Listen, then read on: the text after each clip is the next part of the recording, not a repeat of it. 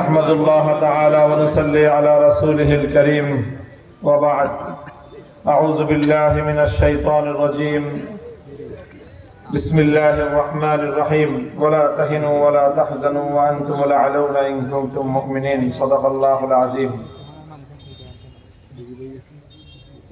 আসন্ন ত্রয়োদশ জাতীয় সংসদ নির্বাচনে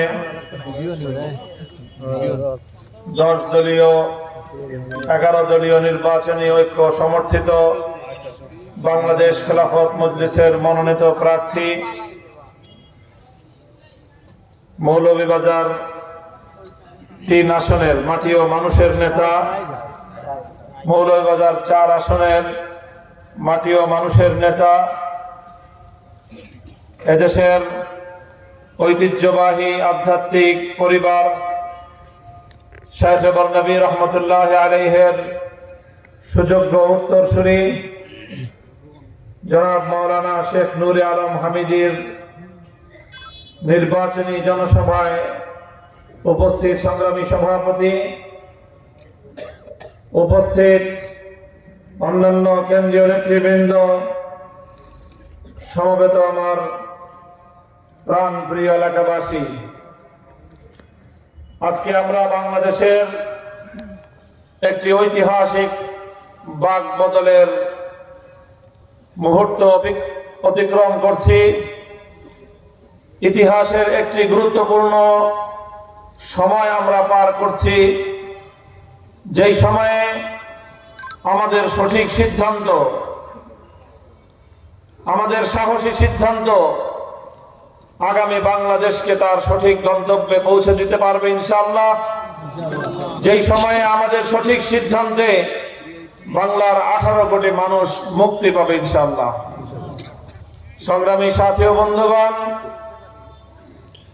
আজ এমন একটি সময়ে 11 দলীয় নির্বাচনী ঐক্য গঠন হয়েছে, যখন জুলাই বিপ্লবের, জুলাই গণ অভ্যুত্থানের মাধ্যমে বাংলাদেশের মানুষ বিগত 54 বছরের ঘুরে ধরা যেই নেতৃত্ব, জুলুমবাজ নেতৃত্ব, দুর্নীতি এবং লুটপাটের রাজনীতির যে বন্দোবস্তের নেতৃত্ব, সেই নেতৃত্বের জাতাকল থেকে বাংলার মানুষ আজ মুক্তি চায়।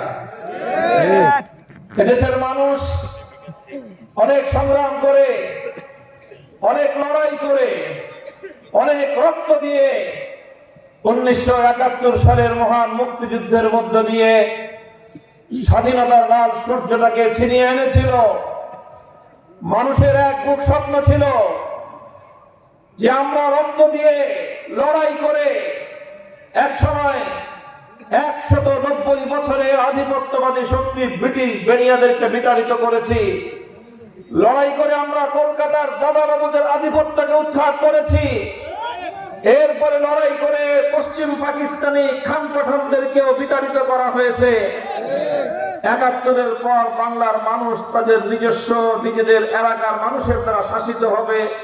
সুতরাং আর কোনো বৈষম্য থাকবে না, আর কোনো বঞ্চনা থাকবে না।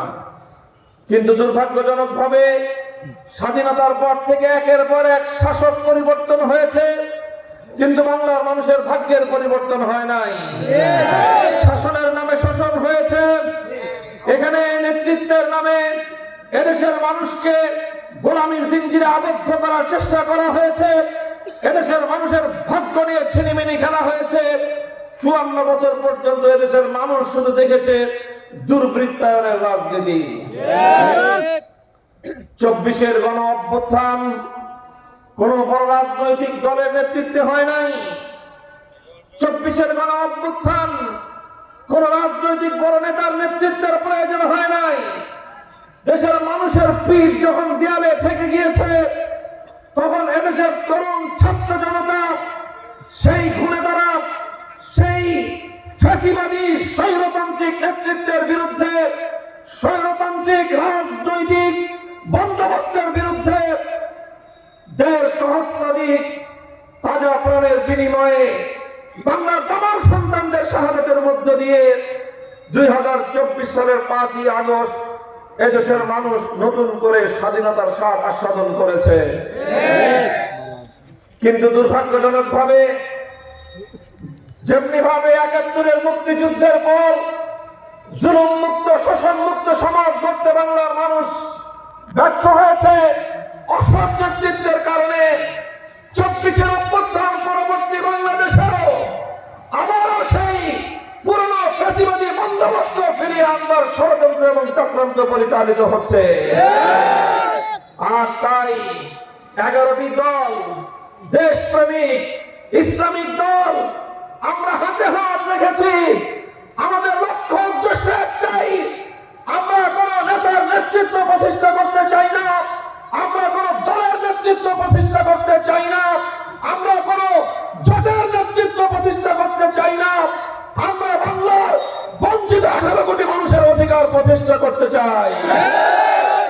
তাই আজ গোটা বাংলাদেশে 11 দলীয় এই নির্বাচনী ঐক্য জোটের প্রতি বাদ ভাঙ্গা জনতার স্রোত শুরু হয়েছে।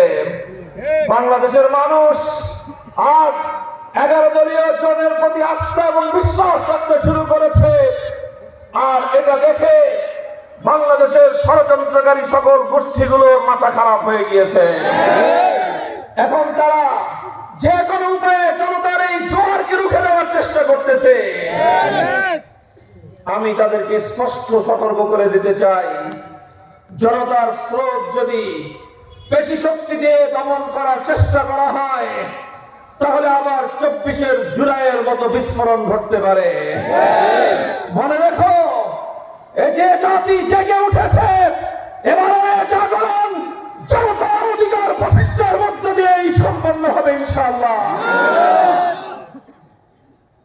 কাজেই রাজনীতিতে প্রতিযোগিতা থাকবে, প্রতিদ্বন্দ্বিতা থাকবে, কোন সহিংসতা আমরা বরদাস্ত করব না। হেলমেট লীগ, হাতুড়িওয়ালারা পারে নাই গায়ের জন্য বাংলাকে দমায় রাখতে, নিজেরাই পরাস্ত হয়ে গিয়েছে।